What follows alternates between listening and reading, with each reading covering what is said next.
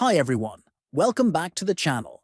If you're looking to permanently delete your Duolingo account and stop receiving notifications or emails from the app, this video is for you. I'll guide you through the entire process. First, open the Duolingo app on your phone. Next, look at the bottom and tap on the profile icon. Then, on the top right, tap on the settings icon. Then, in Settings menu and find the section labeled Profile. Tap on I, scroll all the way down and you'll find the option that says Delete Account. Finally, tap on Delete Account. A new screen will appear, asking you to confirm your decision. Wait for about 5 seconds, then tap on Delete Account again. To finalize everything, you'll be asked one more time to confirm. Tap Delete Account once more, and your deletion request will be submitted. Remember, Duolingo gives you 7 days to change your mind.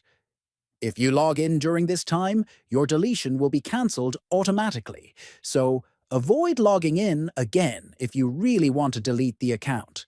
And that's it. In this video, we showed you how to delete your Duolingo account directly from the mobile app in just a few steps. Thanks for watching, and see you in the next tutorial.